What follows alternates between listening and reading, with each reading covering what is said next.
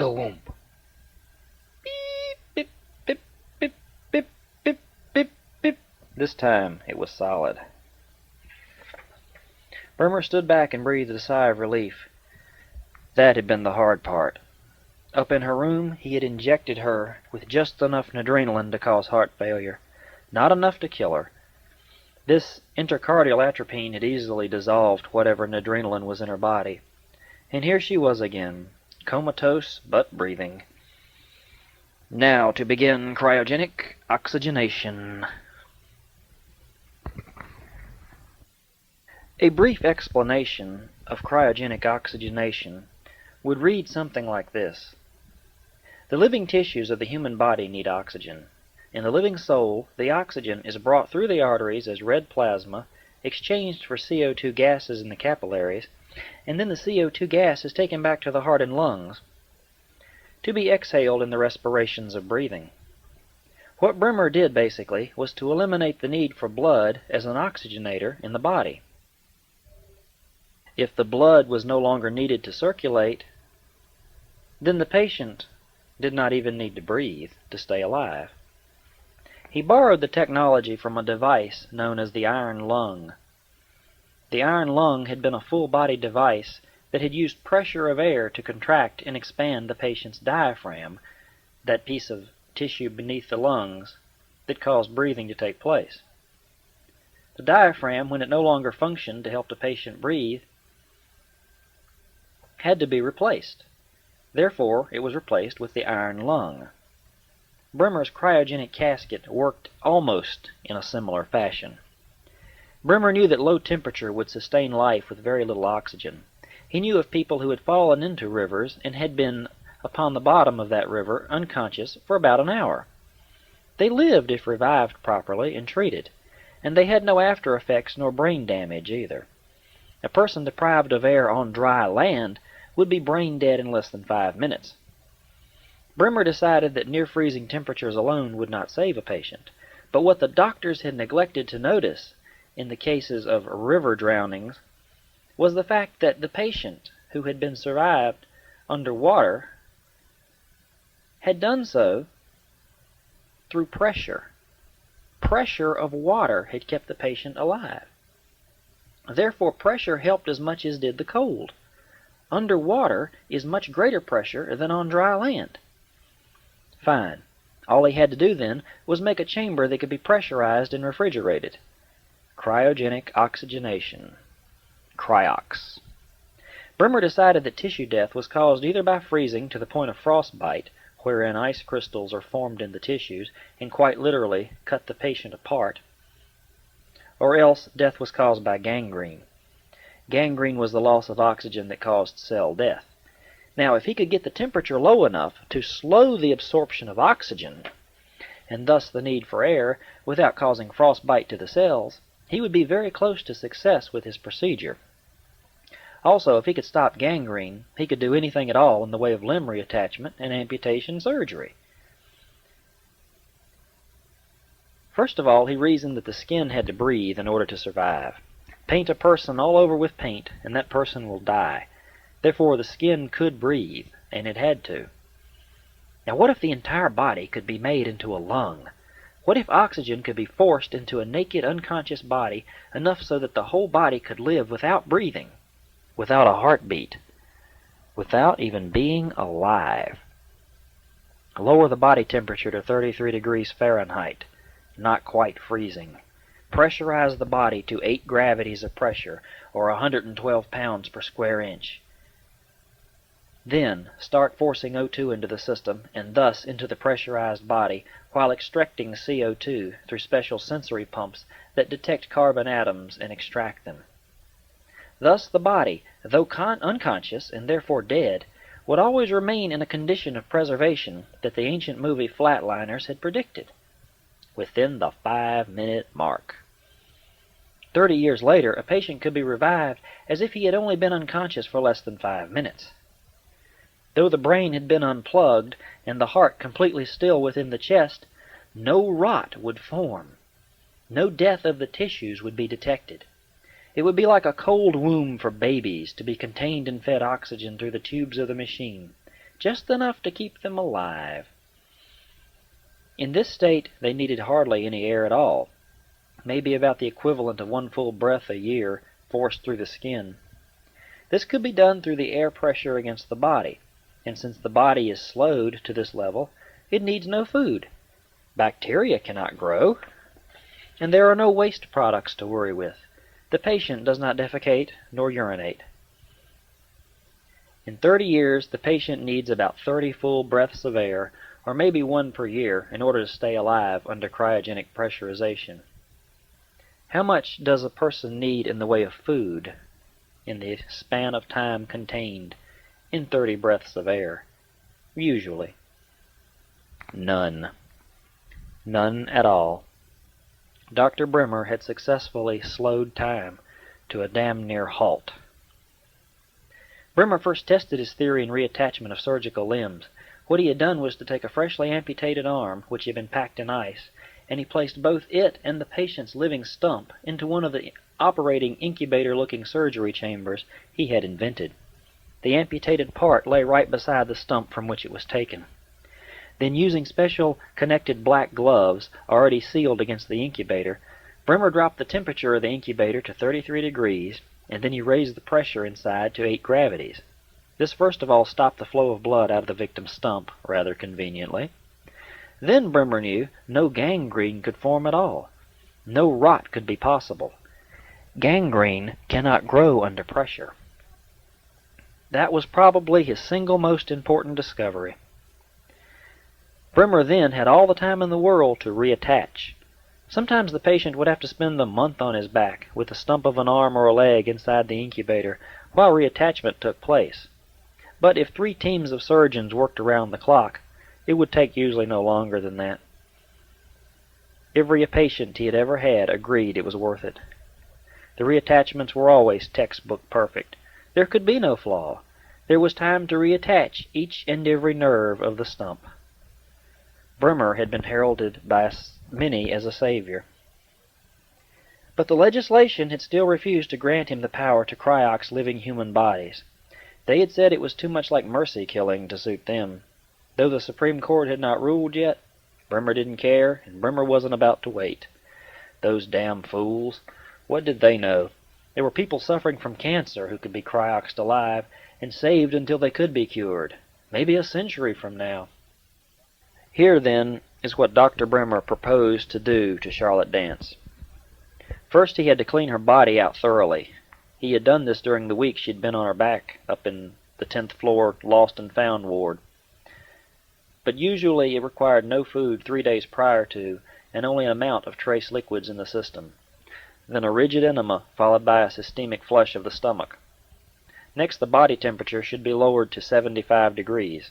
This would ensure that the body did not go into cell shock. The person, usually, would still be conscious at this point. Now, Bremer's next plan was to insert an enormous amount of nadrenalin in the patient.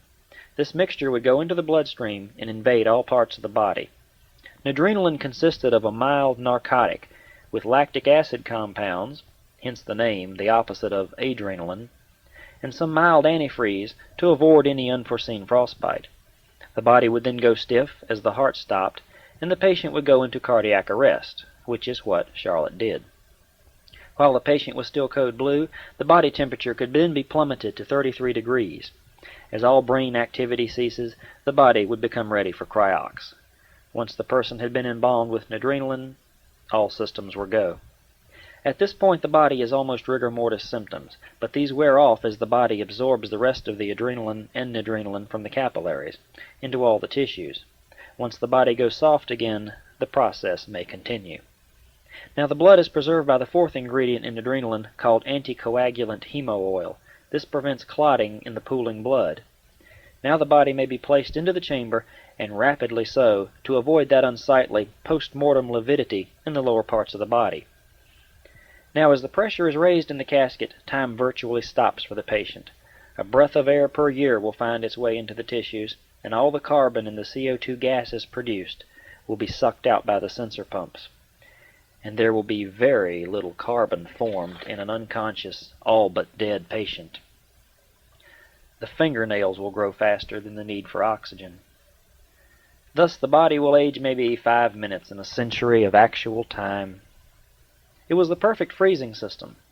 Bremer had sold part of the patent to the frozen food industry, and he had also underwritten a patent for people who wished to buy the small incubator in which to place stumps and amputated parts to carry with them while en route to hospitals. Using Bremer's home incubator kit, all of these amputations had been screaming successes. Unfortunately, it was Bremer's fifth ingredient in adrenaline that made it illegal for him to perform cryox. That ingredient, chloral hydrate extractus, mixed with several mild cardial inhibitors. This made adrenaline illegal to use in any form at all. Though a waking patient could wear these off with a shot of atropine or myocardial shock paddles, the legislature forbade him to do any of this activity on an unconscious patient, because it was known as a mercy killing. The damned fools. When Bremer had finished with Charlotte's body, he stood back and breathed a sigh of relief. Whew. He admired his handiwork. Charlotte was now safely inside one of the silver morgue trays turned cryo chamber, locked away till Bremer could have her transferred to a more permanent resting place. It would not be safe to leave her down here for very long. He had rolled her tray into the wall and had locked her securely in, but in a hospital like this, one never knew who had keys to what. "Charlotte," said Bremer, as he crossed the room to leave her in there, "good night." He blew her a cold kiss, and then cut out the lights to the drawer room as he left. He locked the door behind him. Chapter 12. The day was bright and clear. There was not a cloud in the sky anywhere. It was the most perfect autumn day that Rachel had ever seen in her life. She was walking down her driveway and across the old Welsh road. She was going into the Peaceful Valley Cemetery with her ashes. Just before she had left the house, Franji had called her.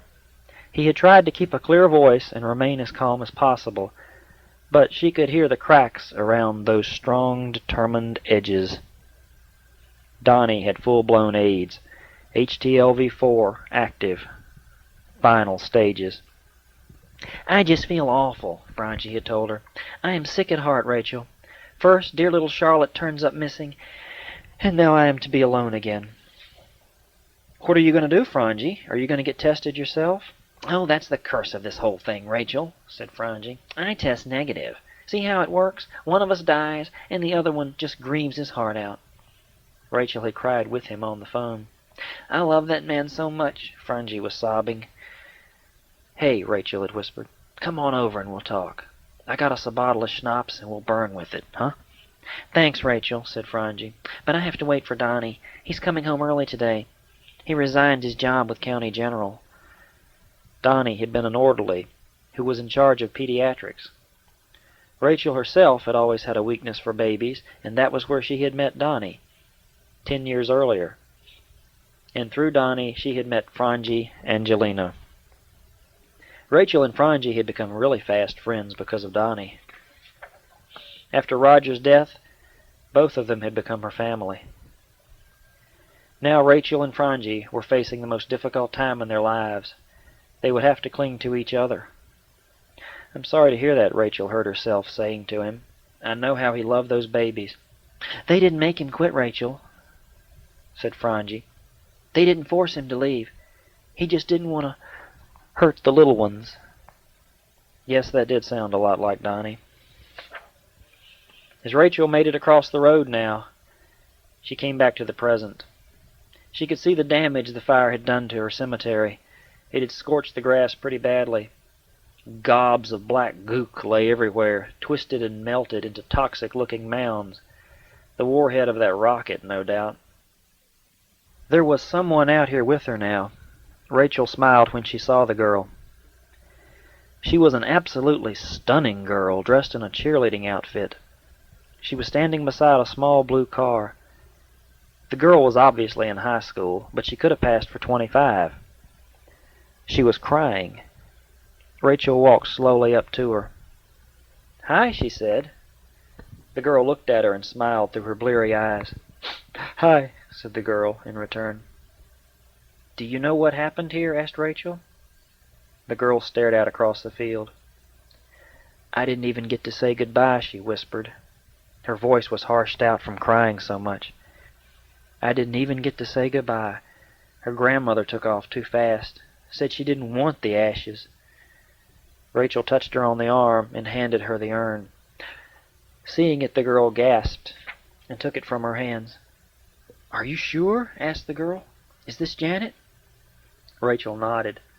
The girl looked at her questioningly. "But that cop said that these might be someone else, maybe, mixed in. That's why Grandmother Bryson didn't want them. She's Catholic. They couldn't be sure of who it was in here." Rachel listened to this and felt herself about to cry again.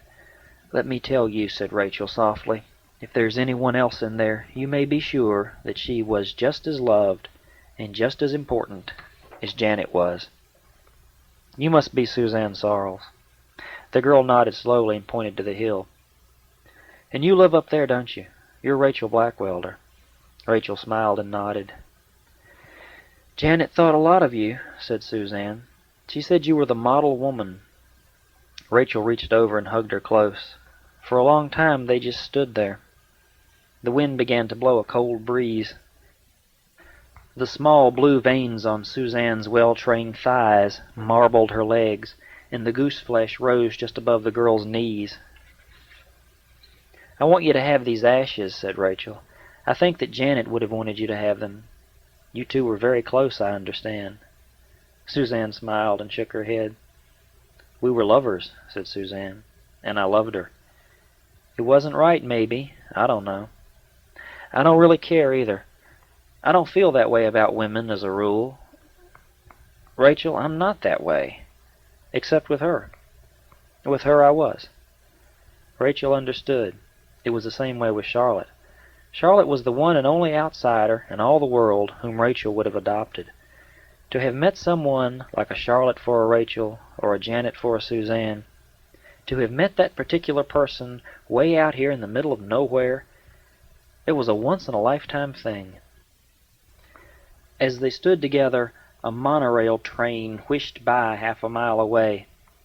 That was it. Nothing else out here. Nothing but Rachel and Suzanne and all these dead people. They were all that was left. Strange how it worked out, thought Rachel. If Donnie dies, then Frangie would go back to Greenwich Village to live with his brother again. His brother was straight, but he loved Frangie nonetheless. That would leave her all alone here. She'd probably go up to the beach house her father left her. She'd sell the Abbey and take her memories with her in 27 cardboard boxes and 6 good trips. And on the 6th trip, she'd sit down on the steps and cry really hard. "I'll live out my life beside the ocean," she thought. "I'll dig my own clams and I'll catch my own whiting, like we used to do when I was little. I'll sit up late reading and watching TV. I'll wear old, comfortable dresses all the time. I'll make friends with the little old lady down on the beach. There's always some little old lady who lives down there alone. Maybe one day I'll be her. This little old lady, she'd be brewing up some damson plum brandy hot as fire, and smoking Philip Morris cigarettes, like the old librarian she used to know, Mrs. Molyneux. Fine woman, full of fire and vinegar. It was always easy to kill an evening with her. Mrs. Molyneux knew something about everything. Rachel was slowly, agonizingly de-Charlotting herself. "I better be going," said Suzanne. "I have to get home. I'm not supposed to be out here. My mom thinks the boogeyman got Janet." "I wish you well, Suzanne," said Rachel. Rachel reached out and touched Suzanne's long blonde hair lovingly. Suzanne tilted her head over towards Rachel's hand. Together they stood for a moment, just looking at each other. "You are really a nice lady, Rachel," said Suzanne, softly. "I can see why Charlotte loved you so much. You seem to understand things." Suzanne looked away and added, "Not like my mother." Rachel laughed softly. "Thank you, Suzanne," she said, "but I've never been a mother. Perhaps it's good that I don't become one either. I might get just like one. I might lose that understanding that you and She paused. "That you and Charlotte seem to think I have." She sniffed now, her eyes misting. "Damn me," she whispered to Suzanne. "I can't even say her name, can I?" Suzanne reached over and kissed her on the cheek. "You'll be all right, Rachel," said Suzanne. "I know you will be. People like you always turn out good, because you care so much." Rachel was blinking rapidly, her eyes bright with tears. She couldn't say any more as Suzanne pushed the urn of ashes back into her arms. "Kiss them goodbye for me, for us, will you, Rachel?" asked Suzanne as she turned to leave. Rachel was wiping her eyes. The cute little cheerleader named Suzanne Sarles got back into her car and shut the door. She looked out the car window at Rachel. "I will see you again, Rachel," said Suzanne. "I want to be your friend." "I think we will be friends, you and I, when we both feel better." Rachel smiled at her. Suzanne pulled out of the cemetery in her small little car and drove away. Rachel watched her until she was out of sight. "We already are friends, Suzanne," said Rachel to herself. "We already are." She turned around and made her way up the hill. She got to the top of the hill and stood facing southeast towards Philadelphia. Here she could see the old pond where she and Charlotte used to go swimming during the summer months. Charlotte stood beside her, in her memory now, and tugged at her arm. It was summertime, and it was hot. "Come on, Rachel," said little Charlotte. "Let's get in. The water's clear as can be." She smiled as she resisted the tug of Charlotte's ghost. She looked down at the water below them. Now it didn't look very inviting at all. It looked cold and dank. It looked polluted, like it might have dead things in it. Rachel would never go swimming there again. She continued her walk on down the gentle slope. She went up the next rise towards the copse of trees that hid the massive graveyard on the other side. She shivered in the cool air. She'd be wanting to go back soon. Her face was getting a fine windburn. She'd chap if she wasn't careful. She had not put on any cream in days. Her nose felt like a saddle. Strange. A lot of these graves up here seemed to be recent. She meandered along, feeling more chilled and fatigued as she went. She wanted to go back up to the house, but her curiosity was beginning to get the best of her. She held her small can of ashes tightly. She walked along, thinking of nothing. The ashes made her feel as if she had the right to be walking all over these dead bodies this afternoon. Coming out here today was her way of symbolically visiting Charlotte's grave, even though her friend was not buried out here at all. She had come to visit some other stones and pretend that they had Charlotte Dance written on them. For all Rachel knew, Charlotte may have been abducted from the Abbey by someone totally unrelated to Rory Dance. It could have happened. For all Rachel knew, Charlotte was in a field somewhere, decomposing, with a broken knife stuck in her ribs. Rachel went by some old stones now from the 1800s. One read 1809 on it. That was 223 years ago. She saw another that was so old she had to get down and feel the lettering in order to read the date upon it. It looked like it read 1643 when she got close enough, but she didn't want to dig up whoever was down there to see if the burial costume was Puritan or not. 1643. 300 and... Her math was getting rusty. 389 years ago. 300 years before the dairy farm that had been here, and 50 years after its demise. Long damn time. She continued her walk now, reading all the various names and places. The older stones had the most information on them. It was as if the newer ones were saying, "Yeah, and us too. We're dead as well. Why do you need to know all that information for, huh? You writing the book or what?" She sat down in front of one of these stones and closed her eyes. She felt instantly better for having sat down. It felt nice here. The afternoon sun was coming back out to warm her again. She leaned back on the stone, resting against its firm solidness. It was somehow quite comforting. She'd have to start coming up here more often. Rest. That was what she needed. A lot of rest. Rachel Blackwelder sat there for a long time. As Rachel prepared to get up again, she felt funny. She touched beneath her and realized that she was sitting upon a freshly sodden grave. She shuddered as she stood up. Ugh.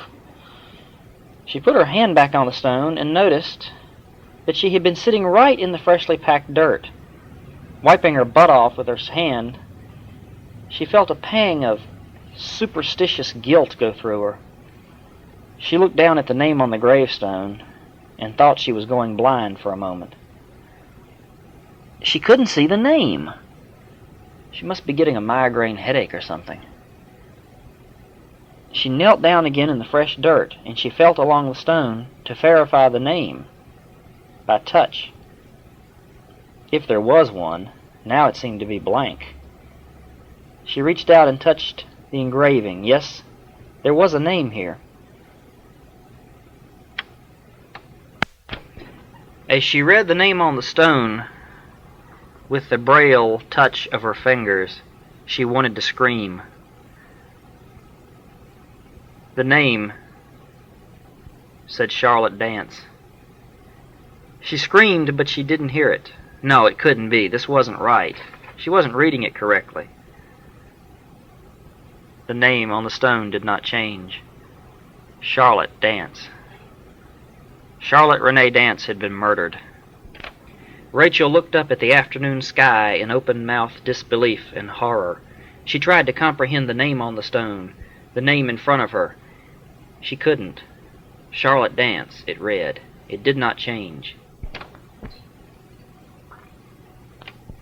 Had Brimmer used Charlotte in some weird experiment, only to lose her life in the process? He was not above it. Had Brimmer killed Charlotte Dance and buried her out here? She had to wonder. Suppose that he could get a victim like her. A victim that was already a missing person. A victim that would cause no stir at all.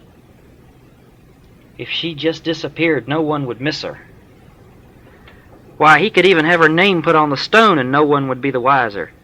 What were the chances of Rachel coming out here for any reason? What were the chances out of nearly 10,000 graves that she would see this one? And who else but Dr. Brimmer himself would have the balls to carve her actual name on the stone? Rachel had murder in her heart and murder in her eyes as she stared down at Charlotte's grave. "I will avenge you, my precious," she told the stone. "I will settle this score for you." She thought for a minute. Dr. Brimmer must have been in this cemetery on the day of the explosion. Of course! Dr. Brimmer was watching Rory Dance prepare to firebomb her home. And how came it to be that Dr. Brimmer was watching Rory Dance using, or trying to use, his rocket launcher? Because Dr. Brimmer had invited Rory up here from Louisiana to come and get Charlotte. After the explosion, Charlotte must have wandered outside to watch the flames. And that was when Brimmer saw her and kidnapped her. She looked down at Charlotte and her mind began to turn. There would have been no doubt to anyone standing nearby that Rachel Blackwelder was totally insane. Her eyes were wild and staring. Her breathing was rapid and shallow. And in the freezing rush of the cold evening wind, she had begun to drool. Chapter 13. Dr. Brimmer sat at home beside his great walk-in fireplace. He shook his head in disgust, slowly, back and forth. Those assholes. Couldn't they do anything right? 3 dumping areas for his bodies. And where do they plant Charlotte? Right in her mama's front yard. How could they be so stupid? He hated dealing with interns. They could screw up a wet dream trying to make a few extra bucks on the side.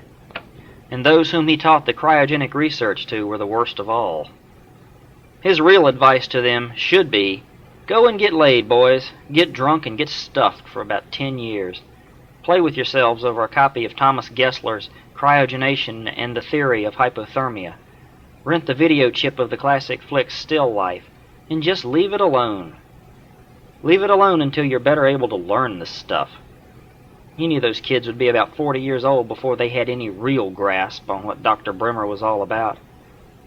Bremer had so much more inside of him besides cryox and deep sleep. So very much more. These interns would not even be able to grasp the fundamental roots of what he was after. And they kept proving that to him all the time. All of the places he had to bury these bodies, and they had to put Charlotte Dance in Peaceful Valley Cemetery. He sipped back a huge gulp of scotch and water. He wiped his mouth and stared out his great window over the gorgeous countryside.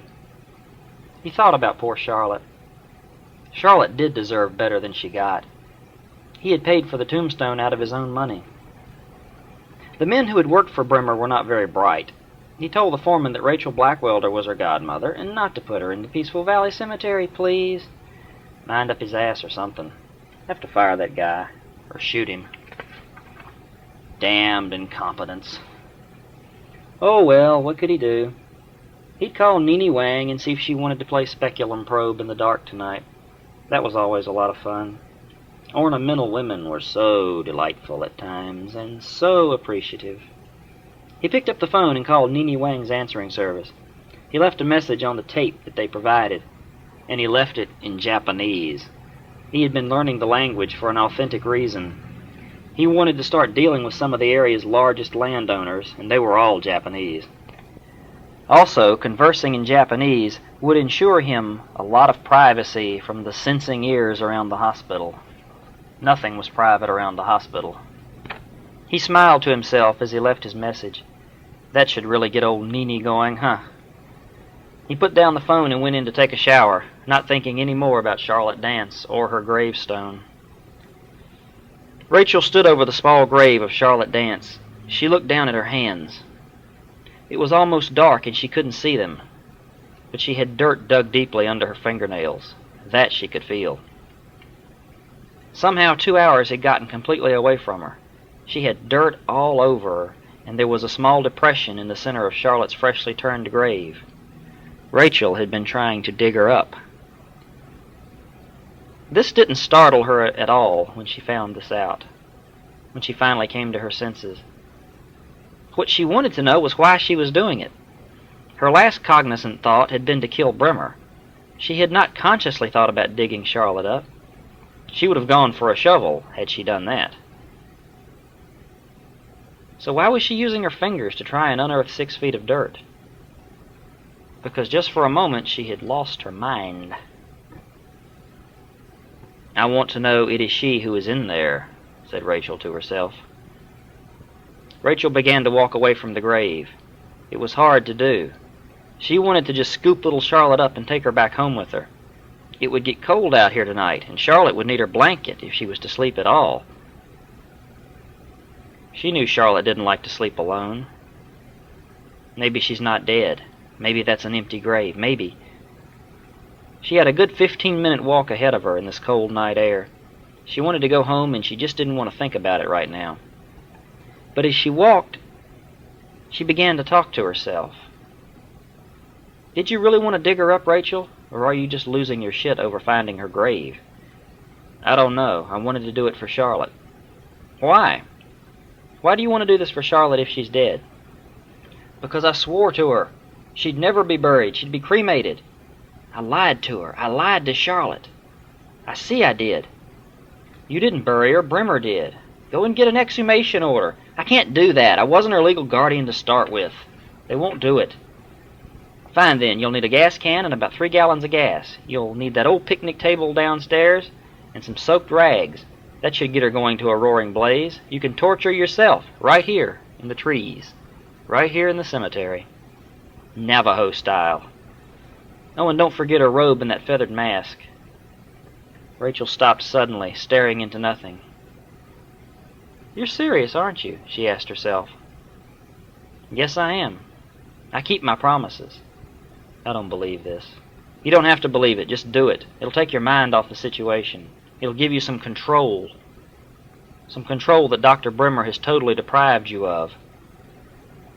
Rachel hesitated until she heard herself say, Are you going to let Dr. Bremer have the final say in where they put your daughter? That ripped it. So it's settled then? Yes. Good. Rachel made her way onto the old Welsh road, into the headlights of an oncoming car. Strange thing to see out here anymore, a car. She ducked back out of the way. The car slowed down and drew alongside her. She had the advantage of a pretty good-sized oak tree, and she darted behind it. The car came to a complete stop. If they got out of it, she'd have to run for it. She waited breathlessly as the doors opened. "She's over here, I think." That voice. She knew him. She knew that voice. She looked around the tree and saw two people standing beside the red Fiero too. It was Frangie and Donnie. "I could have sworn," Frangie was saying to Donnie. Rachel stepped sheepishly out from behind the tree and smiled in the darkness at Frangie. Frangie was peering at her, straining to make her out. "Rachel?" he asked, fear in his voice. "Rachel, is that you?" "Who did you think it was?" she asked. He clapped his hand over his chest. "Oh, God, girl, you scared the life out of me. Are you all right?" She smiled wickedly without meaning to. The satanic curve in her lip became a sneer. "Oh, let a bear robbed of her whelps meet a man." "Rachel, let us take you home, okay?" asked Donnie, concern in his voice. The cold wind was making her nose run, and she felt absolutely filthy. She wiped her hands off as best as she could, so they wouldn't see what she had under her nails. She nodded stupidly at both of them. "Come on." They helped her over to the car, which had only 2 seats in it. They got her into the car, wedged in between them. This was going to be cute. Frangie could barely drive like this, but he did manage to get turned around and started back up the hill towards the Abbey. Rachel looked right into Donnie's face, which was 3 inches away from her own. She smiled. Her eyes were wild, and her body was perspiring heavily from her exertions. The smell of her deodorant, pleasant as it was, had a horrific significance. It spoke of an unbalance in Rachel. Donnie was appropriately frightened, and he said so. "You're scaring me, Rachel. What's wrong with you?" "You'll know soon enough," she thought. "You'll know about old Mr. Death before too much longer. He'll get you, and then you can ask me what's wrong with Frangie." "Do I scare you?" she asked eerily. "I don't mean to scare you, Donnie." "You look like you've seen a ghost," said Frangie. "Have you?" "What were you doing out there, anyway?" asked Donnie. Frangie used his personal gate card to open the great gates that read "The Abbey" on them. They swung open to allow them to enter. The garage around back was 2-car, and as Frangie rolled over the trip in the driveway, lights came on in the garage around back, and outside, all along the driveway. The garage door swung open to allow Frangie to pull inside alongside the Mustang Equus. "I was walking to dump those ashes out," she tried to say, and then she realized that she had left the urn up at Charlotte's grave. "What ashes, Rachel?" asked Donnie, confused. "She got the ashes from the explosion," explained Frangie to his dying friend. "They're supposed to be Janet, or maybe even Charlotte." "Charlotte is not in there," said Rachel without thinking. Both men looked at her for a moment. Neither of them said a word. She smiled weakly at both of them. The garage door fell shut with its mechanical whoomp, sealing out the night and all of its problems. Rachel began to feel better at last.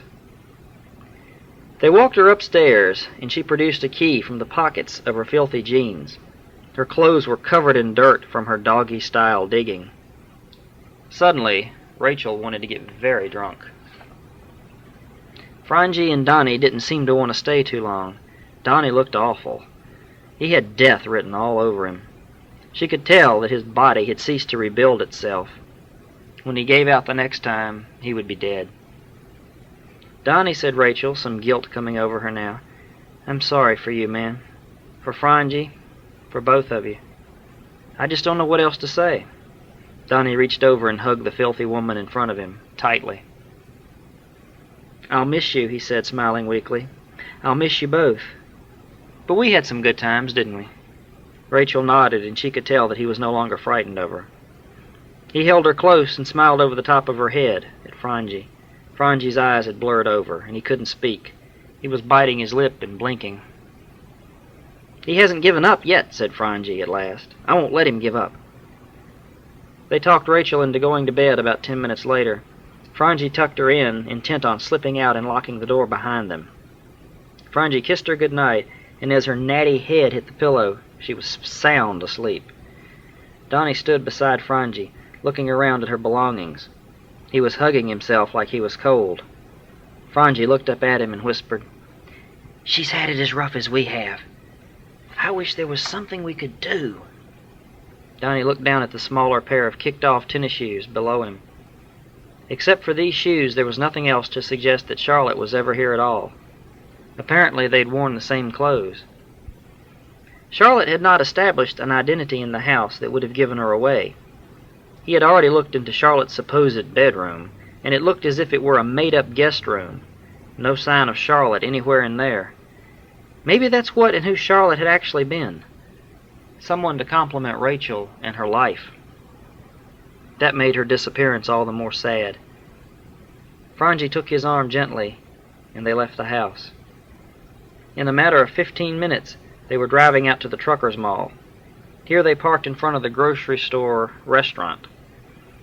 "Do you need anything?" asked Frangie. He turned to see his friend staring off into space. He did not answer. Frangie knew that he was losing him, that he wouldn't have him very much longer. Emotion took his voice as he tried to repeat his question. Donnie intercepted it before he could ask it a second time. "Time," said Donnie. "I need some of that." Frangie nodded and got out of the car, saying, "I'll see if they have any." Donnie watched him going into the garishly lit store, the automatic doors closing behind him as he disappeared inside the place. "You do that," whispered Donnie to himself. He closed his eyes and leaned his aching head back against the headrest. Rachel sat up abruptly. There was a noise downstairs in the garage. She got her husband's old bedside .38 out of its permanently holstered frame. She had forgotten it was under there until just now. She cocked her head to one side and cocked the hammer on the revolver. She got out of bed. She was in her underpants. Frangie must have helped her out of those filthy jeans. They were crumpled on the floor beside her. She wished that Frangie was here. He was delicate, but don't cross the little bastard. He'd kill you in a minute, she was sure. She really believed that. She walked into the kitchen and waited. She listened now as something came sliding up the steps. Sliding? Yes, it was a sort of sliding sound, like the scuffing of feet. Something sliding up her steps. Maybe some wounded cat that had gotten in through one of the windows downstairs. Probably. She didn't want to get up in the morning and have to clean up congealed cat guts from where some wild dog had disemboweled it. Better to clean it up now while it was still fresh. With her gun in front of her, she started for the basement door, just off the kitchen. Drag slide, drag slud. Drag slide, drag slud. Up the steps it came. She counted 7 of these sliding steps.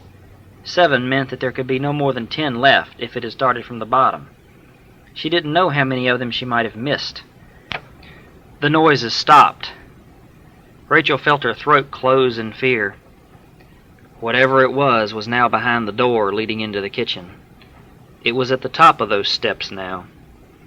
A smell was making itself known to her, an awful smell. Whatever it was behind that door stunk terribly. She cut on the light into the kitchen, expecting to hear the clattering of slide sluds as it beat tracks down the stairs again. But this did not happen. The thing had not been frightened by the light coming on under the door. She heard nothing else from behind the door, and she waited. In her mind, the thing had grown into a large, nameless shape, a shape that could easily tear that door right off its hinges, a shape that could rip her throat right out and never even think about it. She recalled visiting a museum in Philadelphia. In the exhibit hall was a stuffed grizzly bear, standing about 4 feet above her head, on its hind feet. Its claws were splayed out in the attack position. Visitors could touch these claws that were presented in the pose. The claws had within them, even in death, a powerful strength, a strength that she never wanted to come up against. The sheer thickness and rigidity of those claws had felt terrifyingly alive, she recalled. Anything this thick This Strong had to be a killing machine in the wild. She wondered if there were any grizzly bears up here in Pennsylvania. She looked down at the floor, the part of the floor just underneath the kitchen door, the door leading downstairs. There was something leaking out from under there, a thick reddish oozing, clotting. It was blood. She waited. The blood continued to flood across the kitchen floor in front of her. She wondered if all this blood would leave a stain. A sound from behind the door startled her. Her desire to see what it was had become as great as her need for air. She moved closer and gratified that urge. She couldn't stand it any longer.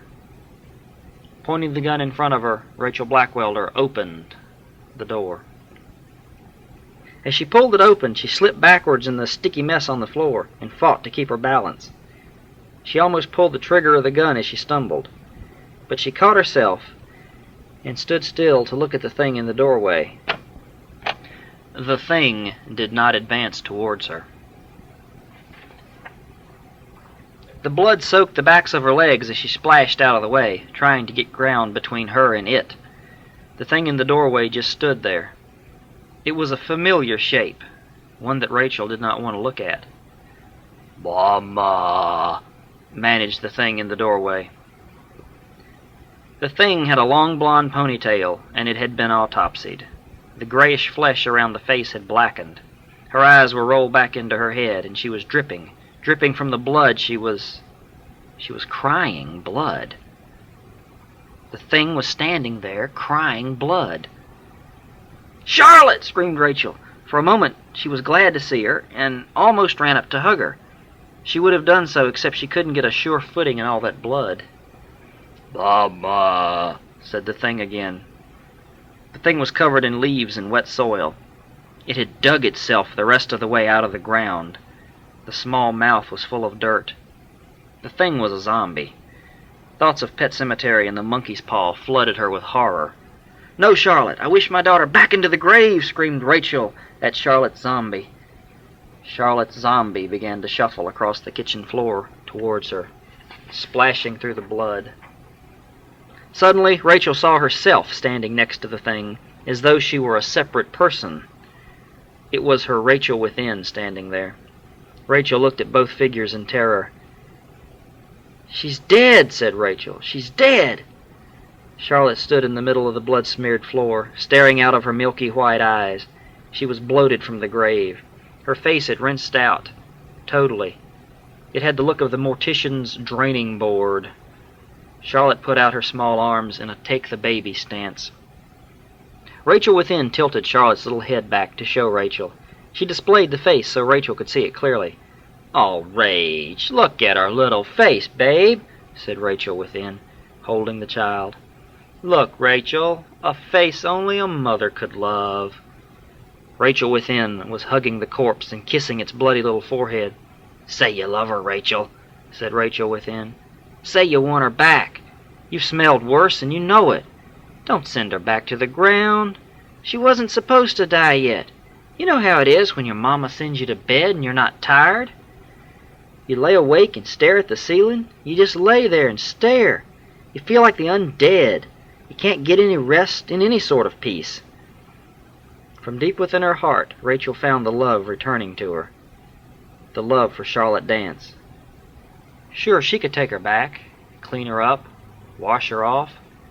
Sure, Charlotte would be a little slow, but that's what love is all about, isn't it? Look at Down syndrome. Those children need love.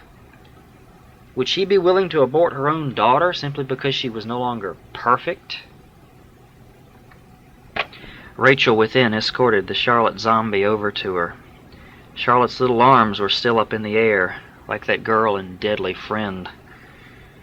Rachel didn't have an excuse for not wanting Charlotte back, except that Charlotte was dead. Is that a reason to not want to be with your daughter? Because she's been murdered? Rachel knelt down, fighting the revulsion in her throat. "Kiss her," urged Rachel within. "Come on, just do it. Show her you love her." Rachel bent close to kiss the girl. She smelled the damp soil on her, a nasty, wet smell, the smell of wet animals. Charlotte's eyes softened as she got close to her, their milky cataracts sensing her mother nearby, near her again at last. "I love you, baby," said Rachel, as her lips came close to Charlotte's bloody forehead. "I love you." The lightning flashed angrily outside. The rains fell hard against the house. The room seemed to move. Her body vibrated. Rachel opened her eyes and found herself in bed, by herself. There was no incarnation of Rachel within, and there was no Charlotte Zombie. Just her. The gun was still under the bed, and her house was still secure. There was no mess to clean up in the kitchen. She lay there sweating. The sweat poured down her back. Her body felt hot under the sheets. She moved her thighs across each other, and the sweat made her feel nasty. She sat up. She blinked her blurry eyes. She felt sick to her stomach.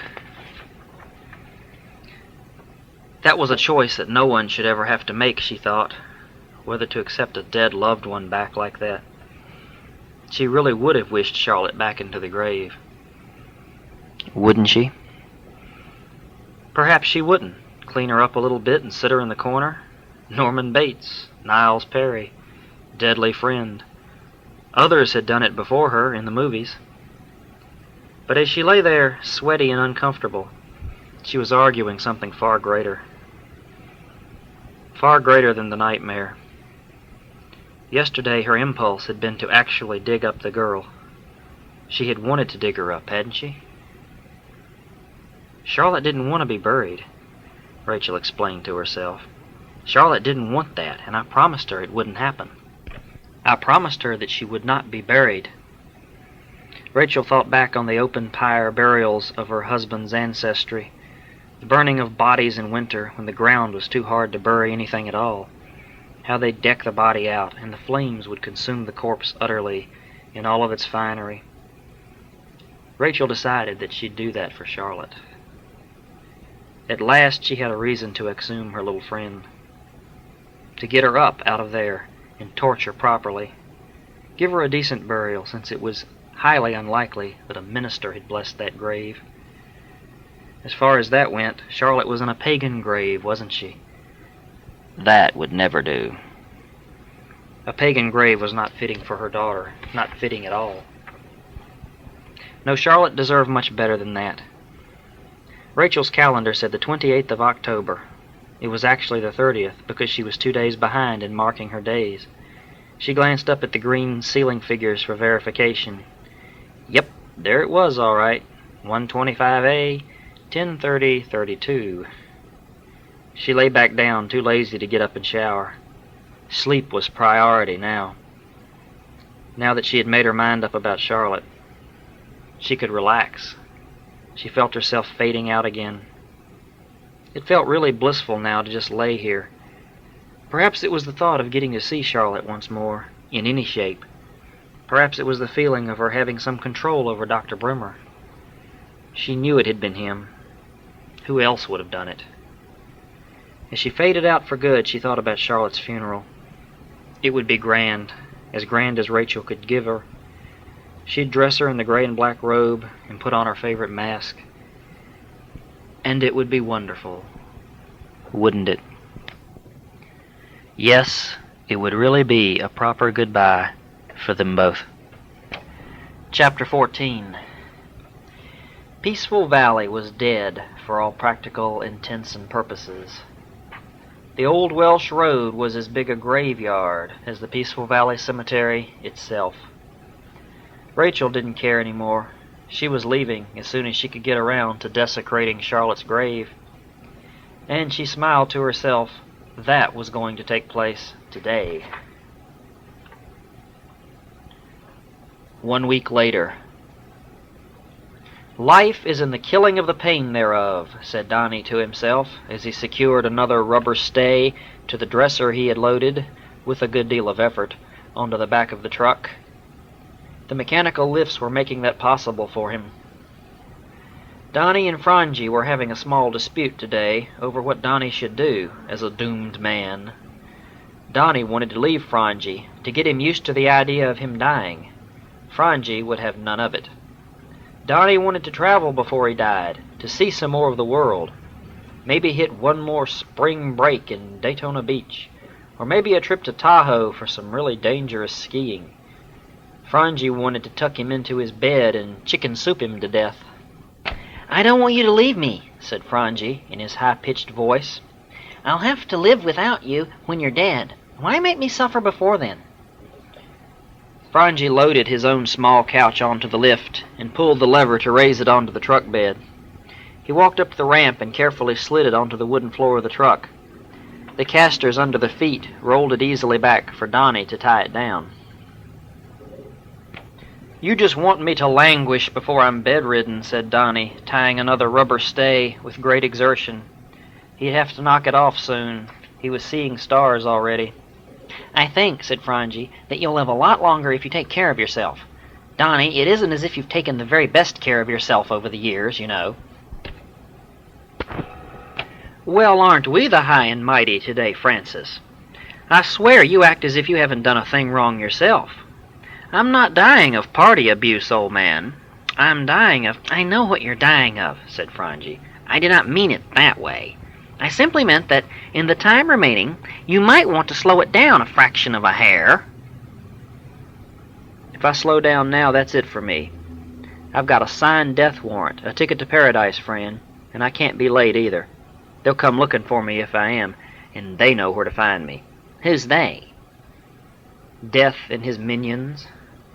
"So kill yourself then," said Frangie, wheeling around and storming out of the... "What do I care, huh? Go for it. Break a leg up there in Lake Tahoe. Meet a pretty boy in Daytona. And give him the gift that keeps on giving."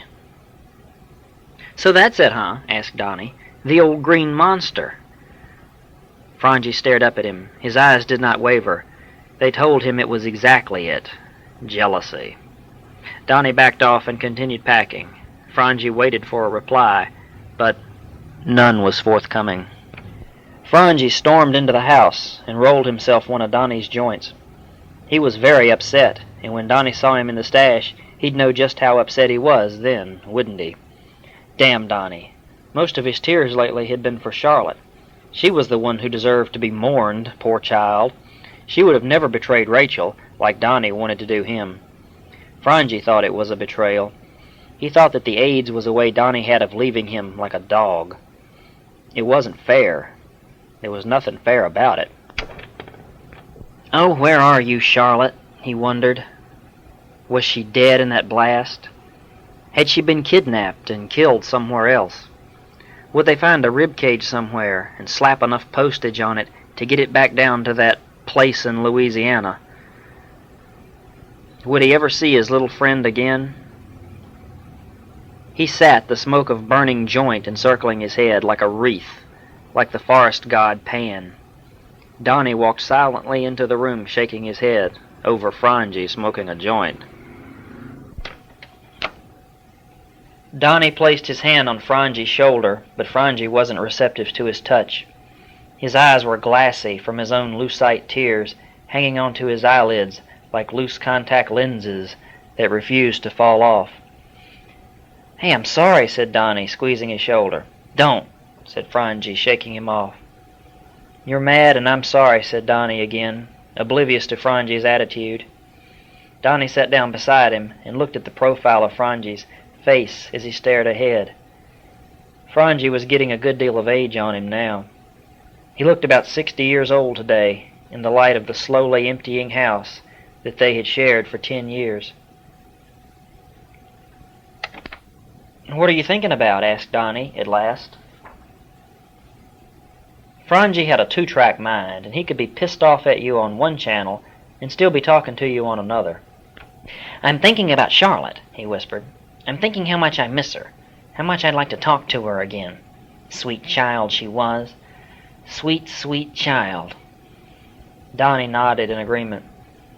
"What's going to happen to Rachel now?" asked Donnie, remembering how she was the night he had seen her in the graveyard. That had truly scared him, seeing her coming out from behind the trees. That was spooky as shit. "I don't know," said Frangie, looking at his watch. "I haven't talked to her now in over a week." His watch said 2:15 p.m., November the 8th, 2032. He stared ahead again. He had tried to call her, but no one answered his calls, not even her fancy answering machine. That, too, was unplugged.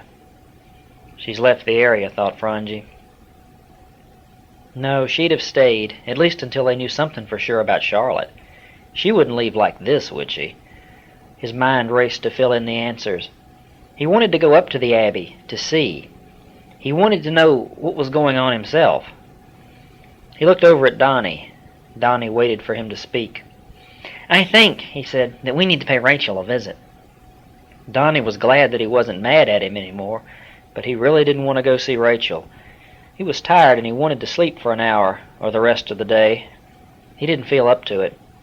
"You go," said Donnie, getting up. "I gotta lie down. I am not a well man. I feel like death warmed over and ready to serve up." Franji nodded and went in to freshen up a bit. As he was putting on a clean shirt, he heard Donnie screaming for him to come into the living room. He felt his heart stop for a second.